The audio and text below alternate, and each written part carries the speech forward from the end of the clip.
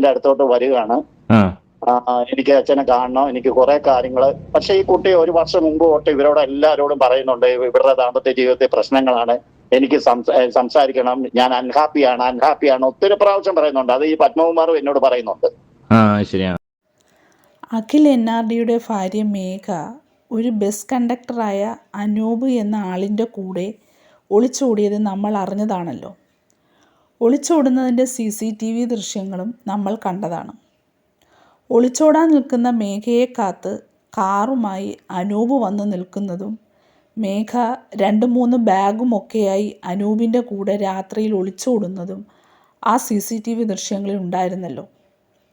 ഇപ്പോൾ അതിനുശേഷം ഒരു പുതിയ വാർത്ത എത്തിയിട്ടുണ്ട്. അനൂപിൻ്റെ അടുത്ത് നിന്ന് ബ്രേക്കപ്പായി മേഘ തിരിച്ചെത്തിയെന്ന്. അതും 4 ദിവസം മാത്രമേ ബസ് കണ്ടക്ടറായ അനൂപിൻ്റെ കൂടെ നിന്നിട്ടുള്ളൂ എന്നും തൻ്റെ അച്ഛൻ്റെ അടുത്തേക്കാണ് വന്നത് എന്നുമുള്ള വാർത്തകളാണ് ഇപ്പോൾ പ്രചരിക്കുന്നത്. അത് മാതൃഭൂമിയിലും മനോരമയിലുമൊക്കെയാണ് ഈ വാർത്ത വന്നിരിക്കുന്നത്. അപ്പോൾ മേഘ ഒളിച്ചോടിയത് ശരിയാണോ, അതോ പറഞ്ഞുണ്ടാക്കിയതാണോ? അനൂപുമായിട്ടുള്ള ബന്ധം ഉപേക്ഷിച്ച് മേഘ തൻ്റെ വീട്ടിലേക്ക് വന്നോ എന്നൊക്കെയുള്ള പല രീതിയിലുള്ള അഭിപ്രായങ്ങൾ വരുന്നുണ്ടായിരുന്നു. ഇതിനെല്ലാം മറുപടിയായിട്ട് കഴിഞ്ഞ ദിവസം ജിനൂസിൻ്റെ ചാനലിൽ വന്നിരിക്കുന്ന ഒരു വാർത്തയുണ്ടായിരുന്നു. മേഘയുടെ ഫാമിലി ഫ്രണ്ടായിട്ടുള്ള ഒരു വ്യക്തി എന്താണ് നടന്നിട്ടുള്ളത് എന്നും അതിൻ്റെ സത്യാവസ്ഥ എന്താണെന്നും മേഘ എവിടെയാണ് ഉള്ളതെന്നും അനൂപിനെ ഉപേക്ഷിച്ചോ എന്നൊക്കെയുള്ള കാര്യങ്ങൾ അദ്ദേഹം വ്യക്തമായി പറയുന്നുണ്ട്. അത് നമുക്കൊന്ന് കേട്ടു നോക്കാം. രാജ്യം നെടുങ്ങുന്ന ആദ്യം താങ്കളുടെ വീഡിയോ ആണ് ഞാൻ കാണുന്നത്, ഫസ്റ്റിലെ ഞാൻ കാണുന്നത്.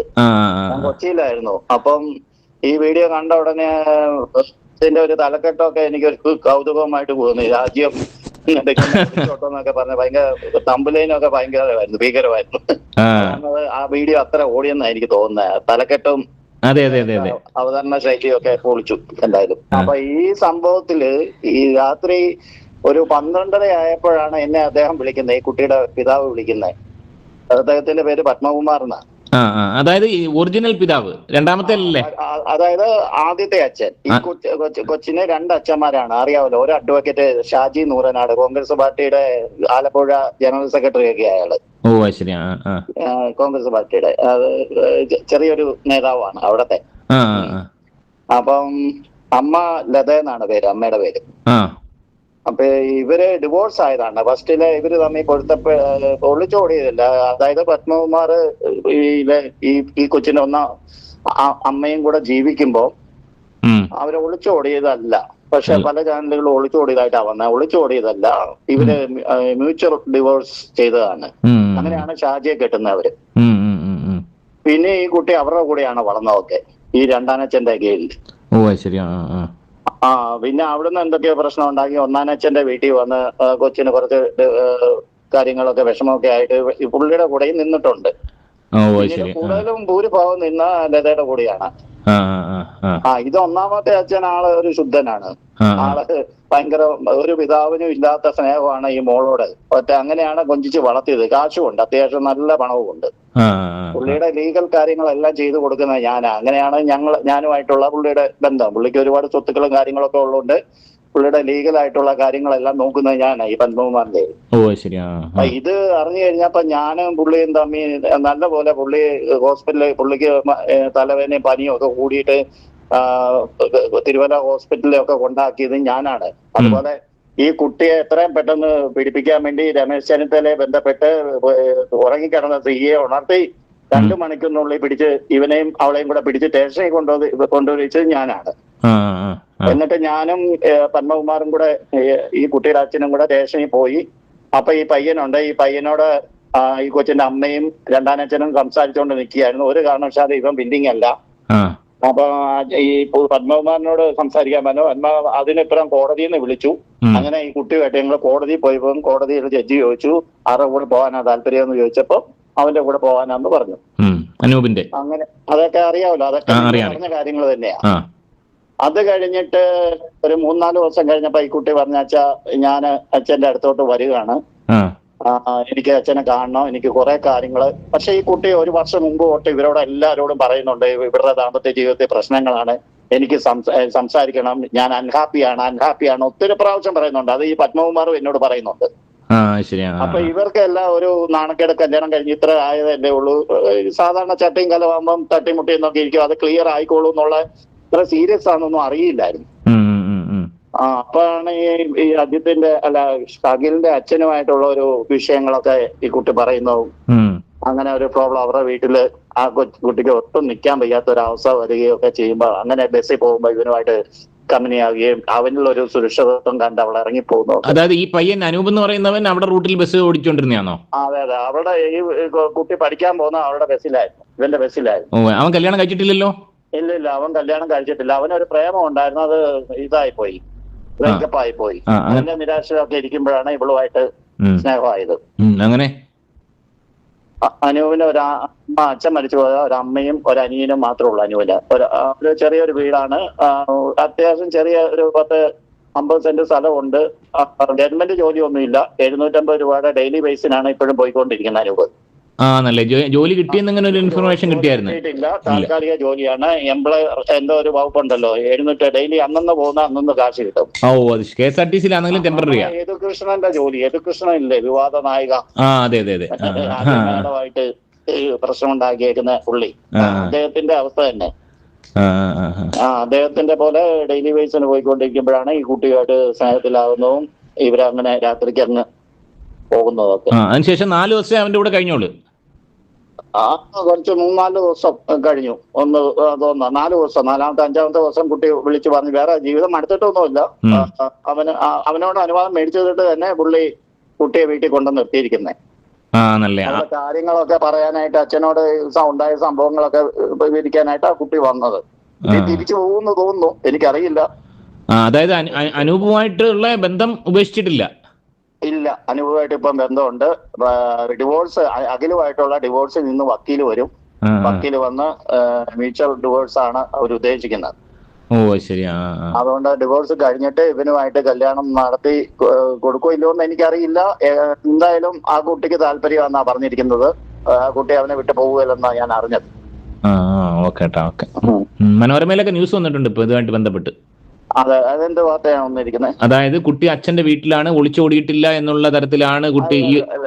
ഒളിച്ചോടിയത് സത്യം തന്നെ, ഒളിച്ചോടിയത് സത്യം തന്നെ. അത് കുട്ടിയുടെ അച്ഛന്റെ വീട്ടിൽ ഇപ്പോഴാണ് ഒരു 3-4 ദിവസത്തിന് ശേഷം അനൂപുമായിട്ടുള്ള ബന്ധം ഇപ്പോഴും തുടരുന്നുണ്ട്. അനൂപ് ഉപേക്ഷിച്ചിട്ടില്ല. അനൂപിന്റെ കൂടെ തന്നെയാണ് കുട്ടി. അനൂപിന്റെ അനുവാദത്തോടു കൂടിയാണ് അച്ഛന്റെ വീട്ടിൽ വന്നേക്കുന്നത്. ഞാൻ അവരുടെ അത്ര ഫാമിലി ഫ്രണ്ട് ആന്നേ. ഈ പുള്ളി ഞാനും 2 ബന്ധമാണ്. അതുകൊണ്ടാണ് എനിക്കെല്ലാ വിവരം അറിയാവുന്നത്. ഈ കുട്ടി ഇന്നലെ 1 മണിക്കൂറോളം എന്നോട് സംസാരിച്ചല്ലോ. കാര്യങ്ങളൊക്കെ ഇത്ര സീരിയസ് ആണ്. ആ കുട്ടിയുടെ ഭാഗത്തും ചെറിയ ന്യായമൊക്കെ ഉണ്ട്. ചെറിയ ന്യായമല്ല. അഖില്, ഞാൻ ഒരൊറ്റ കാര്യം ചോദിച്ചോട്ടോ, ഈ കുട്ടി ഇത്രയും തെറ്റ് ചെയ്തിട്ടുണ്ടെങ്കിൽ എന്തുകൊണ്ട് അഖില് ഇവർക്കെതിരെ തിരിയുന്നില്ല? അതേസമയം അഖിൽ എന്തുകൊണ്ട് അവളെ പോലീസ് സ്റ്റേഷനിൽ അങ്ങോട്ടും ഇങ്ങോട്ടും തേജോവധം ചെയ്യലെന്ന് എഴുതി വെപ്പിച്ചു? അത് കാരണം അഖിലിന്റെ പല രഹസ്യങ്ങളും, അഖിലിന്റെ അച്ഛന്റെ പല രഹസ്യങ്ങളും ഇവിടെ പുറത്ത് പറയും. തെളിവ് സഹിതം പുറത്ത് വിടുന്നു അഖിലിന് നന്നായിട്ട് അറിയാം. അതുകൊണ്ടാണ് അങ്ങനെ ഒരു അഗ്രിമെന്റ് വെച്ചിരിക്കുന്നത്. ഇതിനെല്ലാം തെളിവും കാര്യങ്ങളൊക്കെ ഉണ്ട്. അപ്പൊ ഈ വീട്ടിൽ അച്ഛൻ കുട്ടിയാണ് അഖില്. അച്ഛൻ പറയുന്നതിന്റെ അപ്പുറം അഖില് അച്ഛനെ കണ്ട ഉടനെ എഴുന്നേക്കും. അത്ര പേടിയാണ് അച്ഛന്. ഭക്ഷണം കഴിക്കുവാണെങ്കിലും അവർക്ക് ഒരു ഫ്രീഡവും ഇല്ലെന്നാണ് ഈ കുട്ടി പറയുന്നത്. അച്ഛനാണ് അങ്ങനത്തെ സ്വഭാവം. അഖിലിനോട് പറഞ്ഞിട്ട് അഖിൽ അത് ഒന്ന് ചോദ്യം ചെയ്യുക പോലും ചെയ്തില്ല എന്നുള്ളതാണ് ഈ കുട്ടിയുടെ ദുഃഖം. അത് ശരിയാ. അതാണ് മെയിൻ വിഷയം. അവർക്കിടെ പ്രശ്നം ഉണ്ടായി. ഈ കുട്ടിയുടെ അച്ഛന് ഈ കുട്ടിയോട് ഇത്ര പക ഉണ്ടാകാൻ കാരണം അത് കണ്ടുപിടിച്ചതാണ്. വീട്ടിൽ നിന്ന് മാറി താമസിക്കാൻ പറഞ്ഞല്ലേ? മെയിൻ വില്ലൻ അച്ഛനാണ്, അഖിലിന്റെ അച്ഛനാണ് മെയിൻ വില്ലൻ. വീട്ടിൽ നിന്ന് മാറി താമസിക്കാൻ പറഞ്ഞല്ലേ? വീട്ടിൽ നിന്ന് താമസിക്കാൻ അഖില് പറഞ്ഞു ഹോസ്റ്റലിലുള്ളൂ, നിന്നെ വേണമെങ്കിൽ ഹോസ്റ്റലിൽ വിട്ടേക്കാം, ഞാൻ വരുന്നില്ല, എന്റെ അച്ഛനും അമ്മയും വിട്ട് ഞാൻ വരികയെന്ന്. അത് ന്യായം. ഒരു മകനെ അങ്ങനെ വിളിച്ച ചില മക്കള് അച്ഛനോടും അമ്മയോടും സ്നേഹമുള്ളവര് പോവുകയില്ല. പക്ഷെ ഇങ്ങനെ ഒരു പ്രശ്നവും വന്ന് ഇവർക്ക് അവിടെ ജീവിക്കാൻ മേലാത്ത രീതിയിൽ വന്നപ്പോഴാണ് ഇവള് വേറെ താമസിക്കാന്ന് പറഞ്ഞത്. അത് അഖില് നിരസിച്ചു. അതാണ് വിഷയം. അപ്പം നിലവില് അച്ഛന്റെ വീട്ടിലാണുള്ളത്, സ്വന്തം അച്ഛന്റെ വീട്ടിലാണ് അവളെ ഉള്ളത് ഒറ്റയ്ക്ക്. അതെ, തീർച്ചയായിട്ടും. ഇപ്പൊ അച്ഛൻ അവളെ ഏറ്റെടുത്തിരിക്കുകയാണ്. പക്ഷെ അനൂപിന്റെ കേസിൽ അച്ഛൻ അംഗീകരിച്ചിട്ടില്ല ഇതുവരെയായിട്ട്. ഒളിച്ചു കൊണ്ടുപോയ പയ്യനെ അംഗീകരിച്ചിട്ടില്ലെങ്കിലും അവനെ അംഗീകരിച്ചിട്ടില്ല എന്നാണ് ഞാൻ അറിഞ്ഞത് ഇതുവരെ. അയാൾക്ക് അംഗീകരിക്കുകയാണെങ്കിൽ കുറച്ചും കൂടെ ബുദ്ധിമുട്ടാണ്. കുറച്ചും കൂടെ കഴിഞ്ഞിട്ട് അംഗീകരിക്കുമായിരിക്കും. അതായത് കൊണ്ടുപോയ പയ്യനെ അച്ഛന് താല്പര്യമില്ല. അച്ഛന് താല്പര്യമില്ലെന്നല്ല, ഏതൊരച്ഛനായാലും കുറച്ച് ഇത് വരുമല്ലോ. അങ്ങനെ ഒരു ഇത് പുള്ളി അംഗീകരിക്കുകയോ വീട്ടിൽ കയറ്റി താമസിപ്പിക്കുകയോ ഒന്നും ചെയ്തിട്ടില്ല അവനെ. പുള്ളി ഒറ്റയ്ക്കാണോ ഇപ്പം? ഈ മേഘ ഒറ്റയ്ക്കാണ് പുള്ളിയുടെ. അതല്ല ചേട്ടാ, നമ്മുടെ ഈ പിന്നെ ഇദ്ദേഹത്തിന്റെ ഫാദർ, മേഘയുടെ ഫാദർ ഒറ്റയ്ക്കാണോ? ആ, മേഘയുടെ ഫാദർ ഒറ്റയ്ക്കല്ല, അമ്മയുണ്ട്, മേഘയുടെ അപ്പൂപ്പനുണ്ട്, രണ്ട് ഒരു ബന്ധുവുണ്ട്, പിന്നെ 2-3 ജോലിക്കാരുണ്ട്. ഒരു ഹൈ ഫാമിലിയാ, ഇല്ലം ഫാമിലിയാണ്. അവിടുത്തെ ഒരു പുരാതനമായ ഒരു 4 കെട്ട് വീടും കാര്യങ്ങളും അങ്ങനെയൊക്കെ ഉള്ള ഒരു സെറ്റപ്പാണ്. ഒരു 4-5 ഏക്കർ സ്ഥലത്തിന്റെ അകത്താണ് ഈ വീട് ഇരിക്കുന്നത്. ഇടനാട് നല്ല സാമ്പത്തികമുള്ളവരാ. നല്ല സാമ്പത്തികം എന്ന് പറഞ്ഞാൽ കോടികളുടെ ആസ്തിയുള്ള. എനിക്ക് അറിയാമല്ലോ, ഞാൻ അവിടെ പോയി ഒരാഴ്ചയൊക്കെ താമസിക്കുന്ന പുള്ളിയുടെ കൂടെ. എന്നെ ഭയങ്കര കാര്യമാണ് പുള്ളിക്ക്. എന്ത് കാര്യം ഉണ്ടായാലും പുള്ളി ആദ്യം വിളിച്ച് പറഞ്ഞു എന്നോട് എന്റെ മോള് പോയെന്നും അവരെ പിടിച്ചു കൊടുക്കണമെന്നും ഒക്കെ ആവശ്യം. അന്ന് രാത്രി തന്നെ ഞാൻ വണ്ടി എടുത്ത് പുള്ളിയുടെ അടുത്ത് പോവുകയും പിറ്റേന്ന് രാവിലെ ഞങ്ങൾ 2 സ്റ്റേഷനിൽ പോയത് ഈ പയ്യനുമായിട്ട് സംസാരിക്കുകയും ഒക്കെ ചെയ്തു. കാര്യം ഉണ്ടായില്ല. അപ്പോൾ ഇതിലെ ഒരു പ്രശ്നമെന്ന് പറയുന്നത് അഖിലിൻ്റെ അച്ഛനാണ്. അഖിലിൻ്റെ അച്ഛൻ വളരെ കർക്കശക്കാരനായ ഒരച്ഛനാണ്. അച്ഛൻ പറയുന്നത് മാത്രമേ കേൾക്കൂ. ആ അച്ഛൻ്റെ കൂടെ താമസിച്ചു പോകാൻ മേഘയ്ക്ക് നല്ല ബുദ്ധിമുട്ടുണ്ട്. പിന്നെ മേഘയുടെ കാര്യം പറഞ്ഞാൽ, മേഘ രണ്ടാനച്ഛൻ്റെ കൂടെ വളർന്ന കുട്ടിയാണ്. ആ കുട്ടിയുടെ യഥാർത്ഥ അച്ഛൻ വളരെ സ്നേഹമുള്ള ഒരച്ഛനാണ്. ആ വോയിസിൽ പറയുന്നുണ്ട് അത്രയ്ക്ക് കൊഞ്ചിച്ചാണ് മേഘയെ വളർത്തിയത് എന്ന്. അതുപോലെ ഒരച്ഛനെയാകും മേഘ അഖിലിൻ്റെ വീട്ടിൽ പ്രതീക്ഷിച്ചത്. പക്ഷേ അഖിലിൻ്റെ അച്ഛനോ വളരെ കർക്കശക്കാരനും. എന്നാലും ഈ എടുത്തു ചാടിയുള്ള ഒളിച്ചോട്ടത്തെ നമുക്ക് എങ്ങനെ നോക്കിയാലും ന്യായീകരിക്കാൻ പറ്റത്തില്ല. ഈ അനൂപ് എന്ന് പറയുന്ന ആളിന് ഒരു ലവ് ഉണ്ടായിരുന്നു. അത് ബ്രേക്കപ്പ് ആയപ്പോൾ ആ ഒരു ഗ്യാപ്പിലാണ് മേഘ വരുന്നത്.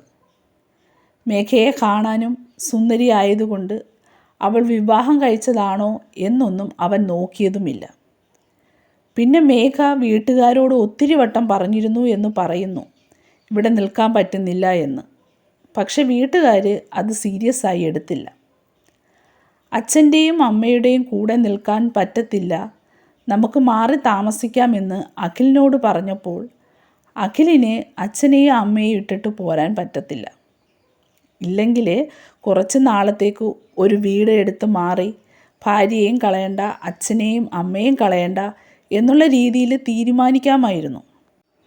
ഏതായാലും പക്വതയില്ലാത്ത തീരുമാനമാണ് പെൺകുട്ടി എടുത്തത് എന്നേ പറയാൻ പറ്റൂ. ഒളിച്ചോടുന്നത് ഇതിനൊരു പരിഹാരമല്ലല്ലോ. അതിനെ ന്യായീകരിക്കാനും പറ്റത്തില്ല.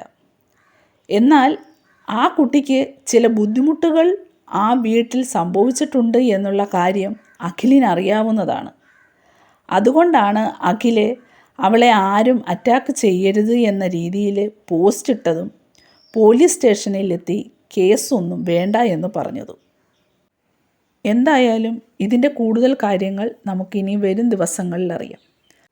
അപ്പോൾ എന്താണ് ഈ വിഷയത്തെക്കുറിച്ചുള്ള അഭിപ്രായമെന്ന് നിങ്ങൾ കമൻറ്റായി താഴെ രേഖപ്പെടുത്തണം കേട്ടോ. പിന്നെ ഞാനിടുന്ന വീഡിയോസൊക്കെ നിങ്ങൾക്ക് ഇഷ്ടമാകുന്നുണ്ടെങ്കിൽ എൻ്റെ ചാനലൊന്ന് സബ്സ്ക്രൈബ് ചെയ്യുകയും ലൈക്ക് ചെയ്യുകയും ഒക്കെ വേണം കേട്ടോ. അപ്പോൾ മറ്റൊരു വിഷയവുമായി നമുക്ക് പിന്നെ കാണാം.